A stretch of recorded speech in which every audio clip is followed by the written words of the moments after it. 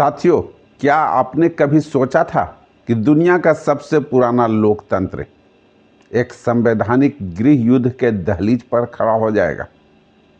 कल रात Washington DC से जो खबर आई उसे पूरी दुनिया के स्टॉक मार्केट को हिला कर रख दिया है।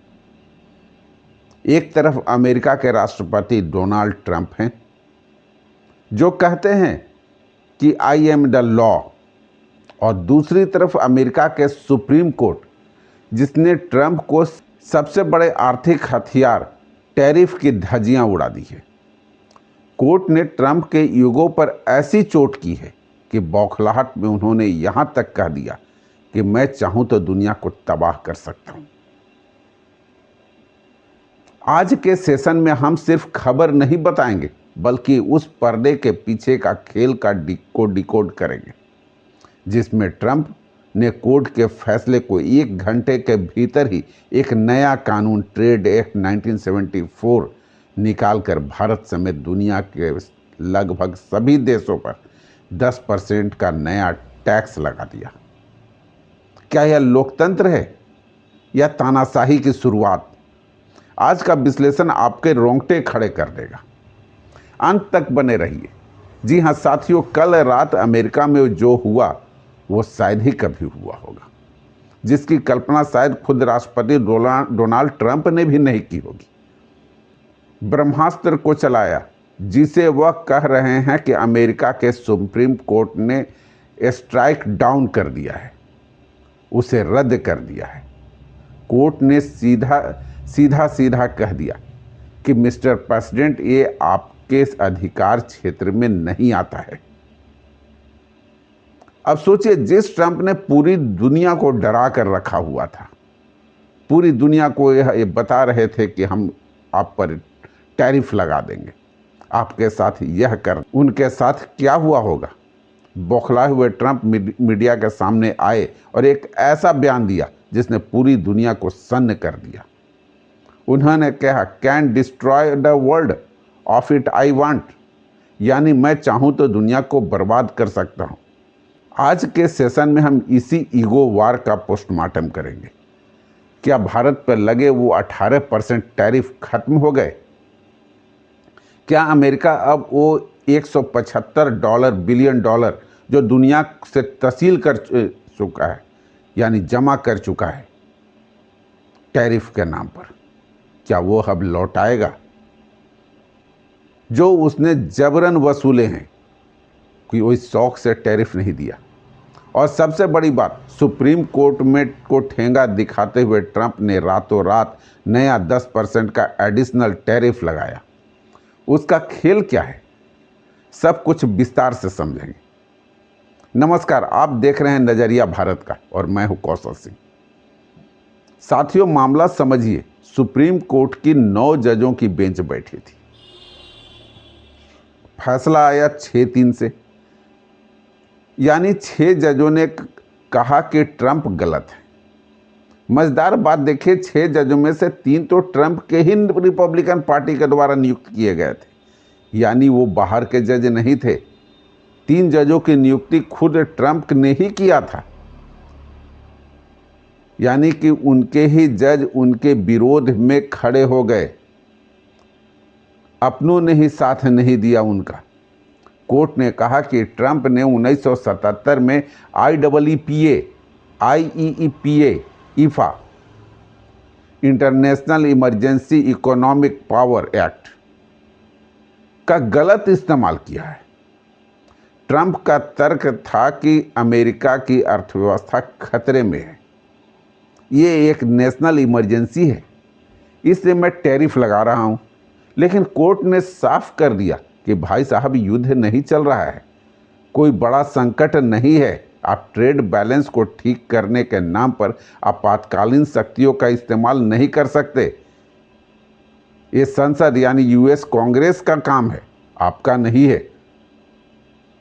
इसके बाद तो फैसला आने के बाद चंद घंटों के भीतर ही सोचिए क्या हो सकता है, क्योंकि ट्रंप का बात काटा गया था, उनके फैसले पर आवाज़ उठाया गया था। और जिस ढंग का डोनाल्ड ट्रंप का रवैया होता है, वो ईगो पसंद व्यक्ति हैं। उनकी जब बात काटी जाती है तो वे अंदर से तिलमिला गए। ट्रंप पोडियम पर थे, उन्होंने जजों को क्या क्या नहीं कहा। उन्होंने जजों को रैडिकल लेफ्टिस्ट कहा, उन्होंने देश को गद्दार कहा। ट्रंप ने कहा, मुझे इन जजों पर शर्म आती है, वे अमेरिका को फिर से महान बनाने और मागा के रास्ते में रोड़ा हैं। लेकिन जो सबसे डरावनी बात उन्होंने कही वो थी, मैं कुछ भी कर सकता हूं। यह सबसे डरावनी बात है, यह सबसे, इससे सबको होशियार रहना चाहिए। लेकिन मुझे एक एक डॉलर वसूलने से रोका जा रहा है। साथियों, एक लोकतांत्रिक देश के राष्ट्रपति के शब्द हैं। यह वही अमेरिका है जो दुनिया को लोकतंत्र सिखाता है। वहाँ की न्यायपालिका और एक कार्यपालिका आमने सामने है। हिटलर और मुसोलिनी की यादें ताज़ा हो गई जब ट्रंप ने कहा कि वो दुनिया को तबाह करने की ताकत रखते हैं। अब आते हैं उस सवाल पर जिसका आपको इंतजार है, भारत का क्या होगा? यही सवाल सबसे ज़रूरी है। पुराना टैरिफ 18% पर है, इसका मैथमेटिक्स समझना ज़रूरी है, पहले वो समझते हैं। सबसे पहले पुराना टैरिफ भारत का 18% पे है। सुप्रीम कोर्ट के आदेश के बाद वो पूरी तरह लीगेसी बन गया, यानी ये रद्द हो गया। रूस वाला तेल 50% से तेल नहीं खरीदने के कारण 50% से 25% पर मिली थी, जो अपनी जगह है। नया पेंच जैसे ही कोर्ट ने आईफा को रद्द किया, ट्रंप ने तुरंत ट्रेड एक्ट 1974 का धारा 122 लागू कर दी। इसके तहत 150 दिनों के लिए दुनिया को हर देश पर 10% फ्लैट टैरिफ लगा दिया है। तो गणित समझते हैं, भारत पर जो 3.5 पहले से लगता आ रहा था, ये नया 10% इक्वल टू 13.5% के आसपास अब मामला बैठेगा। यानी 18% से राहत तो मिली, लेकिन ट्रंप ने जीरो नहीं होने दिया। इसे कहते हैं कानून की लाठी से बचना और अध्यादेश की कुल्हाड़ी चलाना।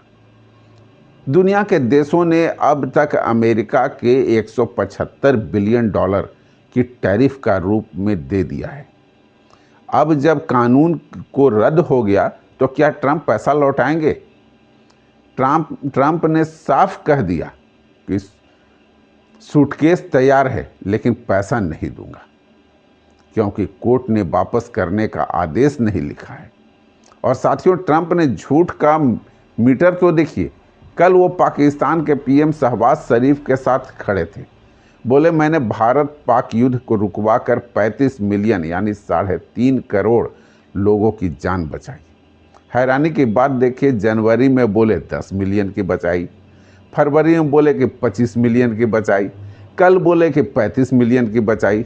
भाई साहब, यह संख्या बढ़ कैसे रही है? ये नंबर बढ़ कैसे रहे हैं? क्या वहाँ रोज बॉर्डर पर न्यूक्लियर बम फटने वाले थे? ये आदमी खुद के ही आंकड़ों को खुद ही कंपटीशन देता जा रहा है। आखिर ये हास्यास्पद स्थिति उन्होंने कैसे बना ली? साथियों, मंडे को जब मार्केट खुलेगा तो हलचल मचेगी। सुप्रीम कोर्ट का फैसला बाजार के लिए संजीवनी है, लेकिन ट्रंप का नया 10% का टैरिफ जहर का काम कर सकता है। ये जो उतार चढ़ाव है, ये दुनिया के इकोनॉमी को अस्थिर कर रहा है। जैसे ट्रंप कानून की धाराओं से खेल रहे हैं। आज की इस चर्चा से क्रश जो निकला वह केवल व्यापार या टैरिफ के बारे में नहीं है, उससे कहीं बड़ी लड़ाई है। यह लड़ाई चेक एंड बैलेंस की है। अमेरिका का संविधान इसी सिद्धांत पर टिका है कि कोई भी व्यक्ति, चाहे वह राष्ट्रपति ही क्यों ना हो, कानून से ऊपर नहीं हो सकता, और होना भी यही चाहिए। लेकिन डोनाल्ड ट्रंप जिस तरह की राजनीति कर रहे हैं, वह इस सिद्धांत को सीधी चुनौती देती है। कोर्ट को रेडिकल लेफ्टिस्ट कहना और जजों को निष्ठा पर सवाल उठाना, यह दर्शाता है कि संस्थागत मर्यादाओं को मानने के मूड में नहीं है। जब कोई राष्ट्राध्यक्ष यह कहता है कि मैं दुनिया तबाह कर सकता हूं, तो वह केवल अपनी शक्ति का प्रदर्शन नहीं कर रहा होता है, बल्कि वह अपनी शक्ति असुरक्षा झुंझलाहट को भी प्रदर्शित करता है। यह बयान वैश्विक कूटनीति में एक हार्ड चैप्टर है जिसे यह देखा जा सकता है। अब बात करते हैं हमारे तिरंगे, हमारे देश, हमारे भारत के कोर्ट के फैसले में हमें 18% से भारी भरकम बोझ से राहत मिली, लेकिन ट्रंप ने चोर दरवाजे से उसे 10% नया टैरिफ लगाकर 13.5 पर ला करके रख दिया। यानी वास्तविकता अभी ये है कि अब हमें 13.5% टैरिफ के पैनल में हैं।